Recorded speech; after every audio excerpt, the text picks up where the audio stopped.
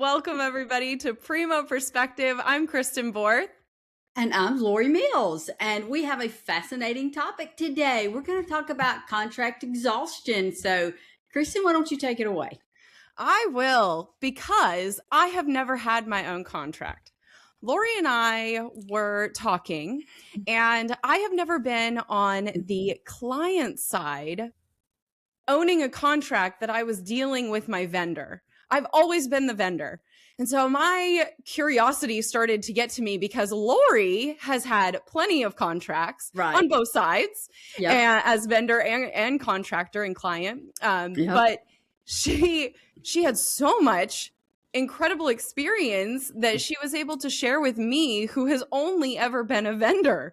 And so I started asking her questions and diving into this. And I thought, oh my word, this is something we're hearing from lots of clients. This is something that so many of, the conversations kind of centered around in so many ways. When we were trying to get contracts, or we've been talking to new clients. So I would love to start this off after my awesome story about never ever owning a client, being a client and owning contracts. Is Lorie, what is the hardest part about contracts with a vendor? Because there's so much exhaustion around it. So what's the hardest part? I think is getting the right contract in there, making sure you've got the right one. When I was a CDI and coding director for a health system in Mississippi I worked there for 10 years, and I was the director for probably 7 or 8 of those. And the issue is you're bombarded with so many different vendors to start with, and picking the right contract who's going to fit your needs the best, because everybody has got all these great sales, and that's wonderful, and they've got all kind of great information, but then getting that right contract in there, but also managing that contract to where you're getting the best that you can out of the contract. I was notorious for taking my vendors and making them step outside of their comfort zone. I had one particular vendor that, I thought maybe, can you do this service for me? And it wasn't exactly what they were contracted for, but they never hesitated to let's try it and see if it would work. And so we would do that. And that's one way I kind of cut down on my contract exhaustion is I tried to use the vendors that I did have. How can you help me with this? This is my problem. How can you help me so I don't have to go find another vendor? Because it is exhausting trying to find vendors, get these contracts in place, because contracting takes a while, because, I may love this vendor and think it's fantastic and great, and the offer you're making me and all is wonderful, but my legal team may not have the same ideas that I have. So getting through legal and getting something signed, I've seen it take months to get a contract implemented. And then from the vendor perspective of that, I've tried to be conscious of when I'm giving something to a client or getting a contract in place and they have a need, how can I help them? Can I white label another vendor under my contract that's going to help the client? So I look at it from both sides, of ease from the client's perspective, but also ease from the vendor perspective. Oh, I completely agree. That's what I try to do, even though I've never been on that side. I always try to look at what could be easier for them. Call it maybe a people pleaser thing from my side, but always wanting to make it easier, because there's no reason it should be hard from my side. Now, we all know that vendors cannot offer everything that they need. So they can't. That has its own challenges in itself, but you can always partner up. And I think that's something we've started seeing where, vendors will partner together and come in under one of the contracts and, work together in that capacity. I laugh because so many vendors that I've talked to have said, well, then we don't own the contract ourselves. We'd rather go after it. And I kind of giggle to myself, because I'm like, oh, well, I mean, I would always want to go the easy route of, oh, sure. Yeah. Let me in there. I mean, I may not make as much, but I'm getting a relationship with the client. Mm-hmm. I eventually might be able to come in. So yeah. Yeah. And one of the things too, and I've always said this, is different regions of the country function differently Yes. when they're hiring vendors. Especially as a somebody that had contracts, that I had client, or that I was the client. I didn't do business with vendors that I didn't have a relationship with. Right. And when I say a relationship, I meant that, they supported my HIM association shows. I met them in person. In the South, it's hard to get a contract if that client doesn't have a relationship with you. Yes. And so I have looked at, I've talked to a lot of people, and just built those relationships. I've had vendors come in when I was the client, vendors come in and want to do lunch, and that's fine. I'm good with that, because I want to know you. I want to know that personal relationship Yeah. with my vendors. I've got, now that I'm a vendor, I have clients in other places. I've never really met anybody, Right. or just we've had basic Yeah. conversation, and that's okay too. But we were talking about, how do we leverage our vendors? I've kind of taken that from the vendor perspective now, that, okay, I'm going on site for 2 weeks to one of our clients, to a Primo client. And I'm thinking, the project we're going to be doing, I have a team. So my entire 8 hours a day is not going to be consumed with this particular project. So I'm thinking, how do I help my client? What can I do for them while I'm on site for those 2 weeks that may not necessarily be carved out in that SOW? Yeah. We're building a CDI program for this client. So what can I do while I'm there? Can I do some revenue cycle assessment in registration for them? Can I look at some denials management issues they may be having while I'm on site, and help them? Let's even expand the project that we're going to be doing, but I'm going to be there, and it can be covered under one SOW. I don't have to have Right. new contracting to go in and talk about that. And when I write a contract, I think about that when I write a SOW. How can I fix this SOW so my client's not having to come back in, 2 months and say, well, I need you to come on site and do this, or I need you to review this area for me. How do I incorporate that into one contract? Yeah. Yeah. And the southern part of me, which I know you're probably going to agree with, the southern part of me is like, those contracts I don't have a close relationship with, and they just kind of chug along on their own. I feel bad. I have like this guttural wanting to go and just see them on site, whether it's a day or two, just to make sure that everything is good on our side, and that they have a face to put with the name and not just an email or a phone number that they're able to call. So I understand. But then from the flip side of that, how stressful to have a vendor come and be like, I just want to spend some time with you. If you're not used to that, or you don't feel like you have that time frame. So it, what a balance to try to accomplish. Yeah. Oh, and I have a great example, because you and I, we have a client that's out west that before I came on working for Primo, and started working with that contract, it was kind of a hands-off relationship. And you guys found it difficult to work with that client. I say difficult. They weren't using us as much. Right. And it's, so when I came on and I started building a relationship with this client and expanding some of our services, and I've really listened to the HIM director and been like, okay, so what are your pain points? And when they had this big project come up for this CDI project, they reached out to us and they were like, we want you to do this, because we had built a better relationship with them. Right. And so I find that interesting that, we tried to be hands off. And it really didn't work. It didn't fit the client's needs. And now that I've been more involved with them, we've gotten several SOWs out of it, because they trust us, and we've built that relationship with them. So that's one area that you have to look at. So what, from a vendor perspective, because you've only been the vendor, like you said, what's your take on it?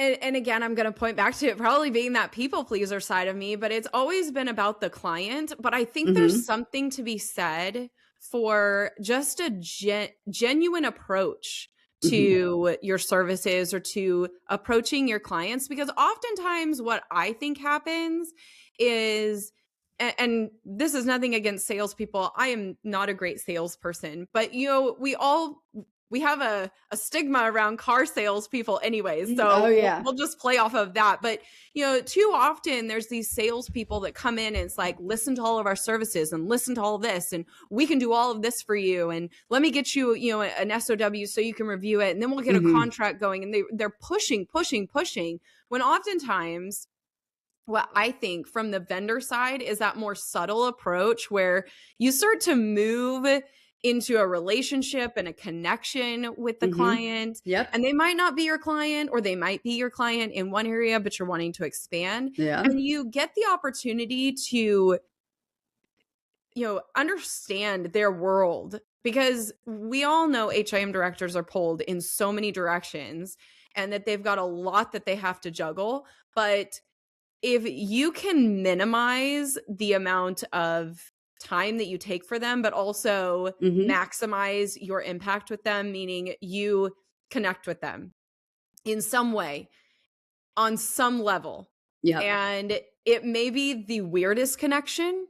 I know that I've connected with clients before on, things ranging from, I grew up riding, going to the lake in the summer, and it was a really strange conversation that kicked it off. And it was like, oh yeah, I used to do that now too. Someday I'd love to do that with my kids. Oh, me too. And then it started this conversation to like really in depth, where it was almost like we're doing therapy together because she's going through something and I've been going through something, and randomly we got onto that, and we kind of walk with each other through it, and then we've got a contract that pops up out of it. So I'm not the extreme sales type person, but I love people and I love connections. And so getting to be on the vendor side of that means I get to have a lot of connections, a lot of people that I get to, bring into my circle, and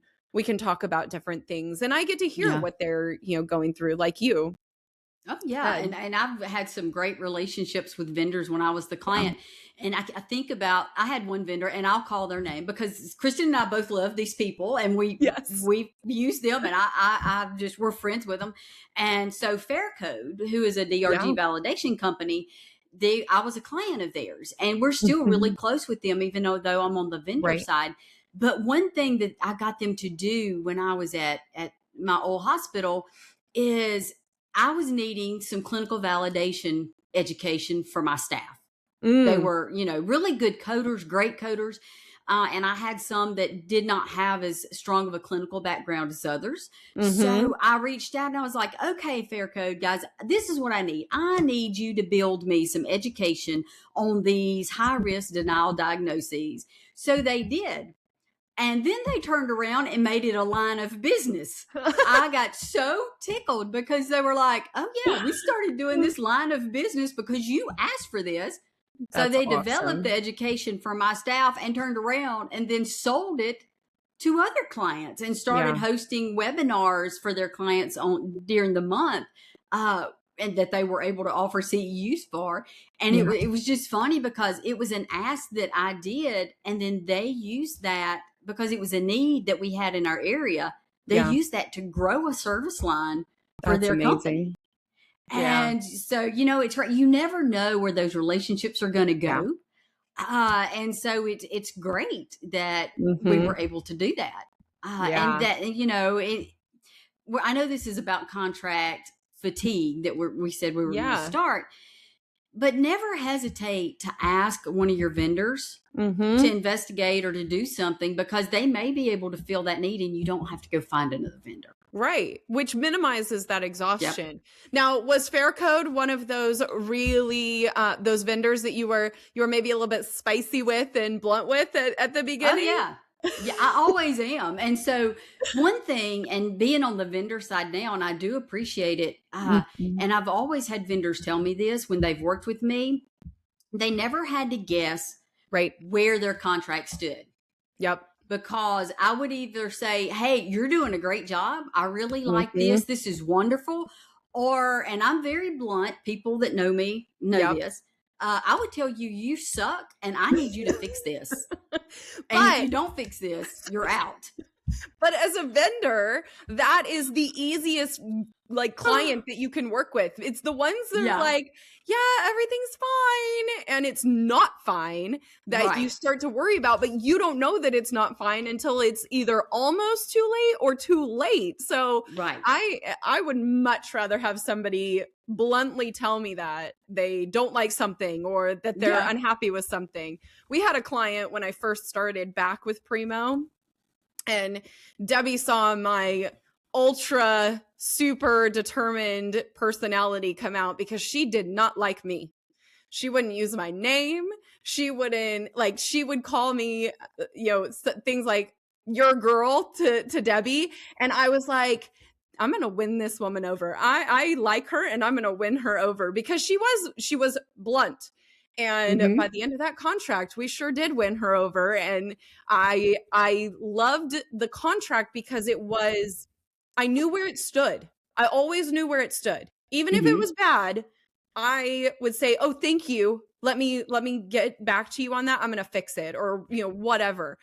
But she would tell me, "It's so nice to know that I don't need to go out and source something new. I'm glad you Right. guys can do this." And that's where our vendors, I think sometimes we think our services are out there. We think everybody knows our services.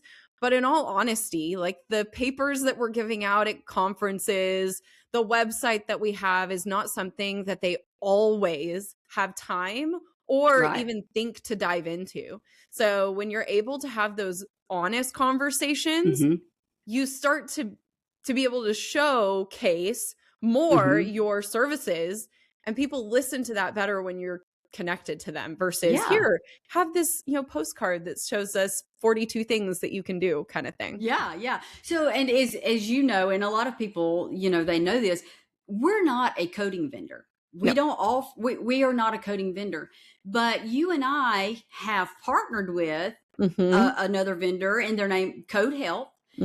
So when we have clients that we're already in their facility and they're needing coding support, we will reach out to Code, and Code will white label under our contract and go in and fill that need. And so I do not sell services, coding services. And I don't go out and say, hey, we're a coding company. We're going to do this for you. I will tell them, I'm not a coding company, but I have a business partner in Code Health that we can help you with this backlog need that you have. Yeah. And we've done that in some facilities. And, that talking about being honest and pushing, I push Code Health. Kristen can attest to if I'm getting feedback from a CFO that he's not happy, I am on my coding partner and I'm like, hey, I'm sending these emails and I'm like, you got to figure this out because this CFO is not happy. And I'm the one that has to get called into the office to go meet the CFO face to face. So I'm going to push whoever my business partner is, I'm going to push them to make sure the client's taken care of. And because we don't want that contract exhaustion of having to have all these business partners. Yeah, exactly. Well, and then you've got one source of saying, I can't get this done. And we are like, oh, well, we're here to help. And I can think of so many other vendors that would do the same thing. Yeah. Knowing the sales team from so many of the vendors, I would expect so many of them to jump in and say the same thing. Yeah. Oh, you don't like this or something's wrong? We're here. We're going to fix it for you. And so I can't imagine any vendor being like, oh, well, that's your problem. But when you have, brought as a contract owner, when you've brought in companies underneath your contract to make sure that you're fulfilling what the client needs, then the client has a little bit of support there and backup with that buffer for the contract owner who's going to get on it and help them. So, I mean, talk about relaxing a little bit, not a ton, but relaxing a little bit, knowing that you got someone fighting in your corner as well. Yep. And not that those contracts are bad. I don't want to say those No. vendors are bad, with the contracts or whatever. Not at all. Because code is amazing and They Fair are. Code's amazing and all of them. But sometimes there's a miscommunication. Sometimes there's issues and you don't know until you've worked through it. Well, let's face it, and we're talking about code in one of our clients. Let's face it, 2 weeks ago, I get an email from the CFO. Yeah. He's not happy. And he Right. is like, I want to meet with you tomorrow at 8 a.m. And so I am just spazzing out thinking, oh my God, what's going to happen? So I'm reaching out to code and I'm like, guys, y'all got to give me a plan because I got to go meet this CFO because it was in driving distance of home and he wanted to meet in person. And I am just spazzing because I was like, oh my God, I dread this. Yeah. But it turned out really, really good. And the CFO just needed some reassurance and knew that we were going, this is what we're going to do. We've got a plan. We're going to make it happen. So, that relationship is great. Mm-hmm. And I did that, but I was like, man, y'all got to tell me what's going on so I'll know what to tell the CFO to make it okay. Yes. And they did. That email was very helpful for me because I was only CC'd on things. So that email was very helpful for me. And so I knew you were stressing about it and I was stressing about it because you were stressing about it. But then when you called, it was like, oh, everything is good. And we may get more work from this. And I was like, oh my word. Okay. So, I think vendor exhaustion is something that's recognized maybe on the peripheral, but it's not always addressed. I don't know. Not being a client, I don't know, but I don't feel like it's always addressed as quickly as possible. Oftentimes I agree. And I think sometimes too, even as a client, and one reason we like for our clients to be so upfront and I'm about be brutally honest. Tell me what you really think. Don't wait until you send me a contract cancellation before I know that you're unhappy. Right. Yeah. That's one thing. You've got to have that communication open with your vendors to get the best out of the contract, but to, keep everything running smoothly. You and I, we know I'm serving as VP at a hospital in South Mississippi of Rev Cycle, and they had a very difficult relationship with their RCM vendor. And part of my job was to go in and try to get things on track with this RCM vendor. Right. And I will be honest, I had some very hard conversations, some very hard calls with that vendor about some of their services. And they gave us a new client rep, which was phenomenal because the client rep that we had was not working to or performing to the level that I wished. So we have got a new client rep. She was amazing, did a great job. We were able to address some issues and some things did get better. And I won't say that all of it got better, but some areas got better. But our client reps realized, what we were saying was true. The numbers were what they were doing was not what we were needing to be done. Yeah. And so that helps. Yeah. When you have, as you were talking, the other thing that I was thinking about just in collaboration with having a new client rep or having the right client rep, let's be honest, because we see this oftentimes with our EHR vendors. They send whoever they've hired, and that person doesn't always know what's going on, doesn't always know how to work in the system, doesn't always know how to help. So, the thing that I kept thinking about as you were talking was like, these rural health hospitals, critical access, even just smaller hospitals in general, may have hired someone in contracts that really doesn't know much about contracts. And so having for clients in particular that will help with not just the exhaustion of client or contracts in general, but help with decreasing the struggle of a contract is just having someone review your contract who already has experience in that. I mean, that wouldn't be me other than the vendor side. I could tell you from the vendor side, like what we're looking at, what's going on. but looking at it with a critical eye of, this is what you asked for, this is what the contract's saying that you're getting, and this is how often you're getting, that support, or this is how often this is happening. And I think this happens a lot more when you've got a tech vendor coming through, but even just a regular, vendor can be hard. So I actually did some research on this, and was super curious as to what kind of mistakes vendors, not mistakes, what kind of risks vendors pose to their clients in healthcare. And I was kind of shocked at some of the stuff, because it's pretty logical, but we're linking this website so our audience can also see it. But the first one that it said was inadequate vendor due diligence. Like, to me, that makes sense. We oftentimes will be, and I'm saying this, tongue in cheek, but like, we'll be a privacy vendor and we haven't assessed our privacy for 2 years, even though we needed to. So making sure that your vendor is adequately doing what they need to do is kind of crazy. And I won't read all of these, so I was going to pick out some of my favorite ones that for me kind of stand out and are things I try to avoid.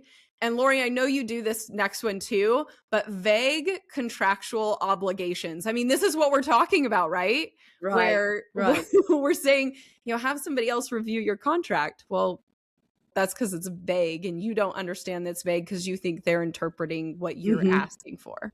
Right. Yeah. So when I write a SOW, and Kristen, you've seen this, some of our SOWs are very detailed and to the point. But if I know there's other areas that client is needing assistance, I might leave the contract a little vague, just so we can add things on without having to go back through the contracting process. And then we have some that are very specific, just, detailed, that we have to do. So review those contracts, make sure they're really saying what you need them to say, for your services, that whether you're the client or the vendor, you need to make sure that that's there. Yeah. So the last two that I was going to bring up, only because one of them is just near and dear to my heart, is that oftentimes your third-party vendor will ignore regulatory and compliance risks because they can do it faster if they ignore them. Now, in healthcare, I don't think we do that as much, but I have seen some pretty shady practices with the vendors that I have worked with at times.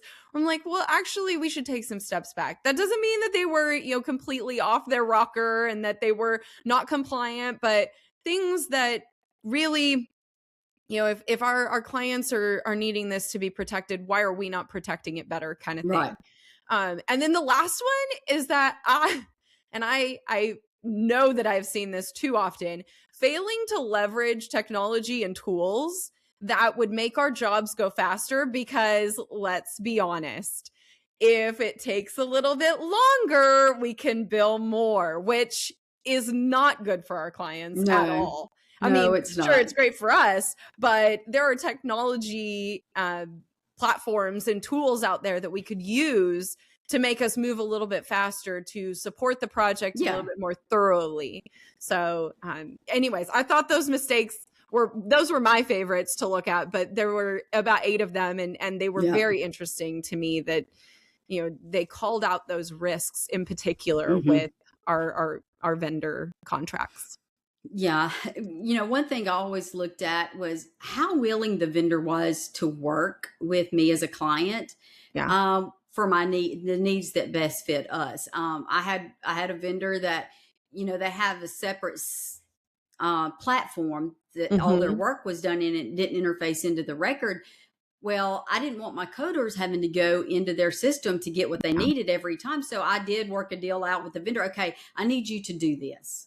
And then my coders, they will do an extra step, but it will be inside my system, not in your system. And they were agreeable to that. So don't be afraid to negotiate with your vendors and ask them to do things that may not be in their exact workflow, because sometimes they will work with you and do what you're needing them to do. Yeah. I think we think that when we get a contract that it's A, B, C, and D, and that's the only way it can be, and that's not true. There's lots of things that vendors can do to help you as a client, and we need to look at that as a hospital system or a healthcare system. Agreed. Don't just think it's the only way the vendor wants it. That's not. You can ask for things. Yeah. Agreed. Okay, so before we wrap up, because we're coming close to time. Oh my gosh, we are. I know. But I love this topic. I know, me too. I have to tell you, when I first started in consulting, because I was very new, very green, I didn't know anything. And she was a baby. I was, and it was the funnest thing because I was taught by all these like HIM royalty consultants that had been in consulting forever. And I will never forget, I was sitting at a table, and I know Debbie was there, and I know Sharon Lewis was there, and I think Deb Collier and a few other people were there, and they were all talking about what used to happen when vendors would come in, because all of them used to be HIM directors at some point, and so they all had, vendors that they were working with. And I'll never forget sitting there and listening about, these salesmen for these vendor, would come in and they would bring in diamond earrings and give them to the HIM director. They would bring in all these things to try to schmooze the HIM director to go with their company for whatever they were trying to sell. Right. And one of the examples, and now I can't remember if this was from around that table or if this was from one of my professors in school. One of those vendors actually sent an HIM director and I believe it was her husband on a 2-week long cruise because they really wanted this contract. And it's not like that anymore, for sure. No. But my word, what a time to be a vendor where you're going out, you're buying, diamond earrings because you really want this contract. Yeah. I don't think it works that way anymore. I never got any diamond earrings. So I did, we used to have, so Faircode would send gift cards out to the top management in our department for Christmas and, things like that. So what we would do to make it fair is we would hold on to them for a year or so till we got a good bit. And then we would take the staff out to Which dinner. Is so great. And pay for it. And so that, we wanted to make sure that everybody was benefiting from anything. Yeah. And, vendors, I will say this, we had a vendor at my old facility one time, and it made me so mad. And I told them in no uncertain terms that it made me mad. Yeah. That for Christmas, they sent the CFO and the director that was dealing with them gifts. But they also sent me a gift. They sent me the same gift. Oh. And I was just like any other director. There were 5 directors that participated in this project. And I was like any of the other 4 directors, but they didn't send them a gift. They sent me one. Oh. And it upset me because it was singling me out because they knew that I was calling them out on things. And I felt like it was one of those trying to smooth things over with me. Yeah. So we'll send you a gift along with the CFO and the person that's directly handling our contract, trying to appease me. And it made me so mad. And I called them out on it. I was like, how dare you single me out from the other 4 directors with a gift because I am being vocal about you. And so it just made me feel that way. And so, I try not to do that. I try not to single any one person out above any of the rest of them, unless it is somebody that owns my contract. Now, and I'm not saying that it's bribery or it's paying them off or anything. It's just that showing our appreciation for that contract. Yeah. I try to, make it fair across the board for everybody. Because, even as a vendor, we in one of my clients' facilities that I go to quite regularly, sometimes I'll buy pizza for the whole hall, not just like the HIM department. It's like the whole hall of admins, and we'll do pizza or something like that. And I think those little things are important I to do show too. your client you appreciate them. Hmm. Yeah, I mean, and I think ultimately, like as we wrap it up, I think ultimately the whole goal of being a vendor is really to make your client's life easier or to Hmm. solve a Yeah. problem. So we we work our hardest at it. I truly Yeah. believe that as a whole. But if you're not going to be blunt with us, we don't always know. And so it makes No. the contract less exhausting, not the process of getting through and getting the contract itself, but it makes the contract and managing the contract that much easier if you're just blunt and you tell us this is what it Yes. is. Yes. I would much prefer that than I had somebody just hang back and not Yeah. tell me. I really Yeah. would.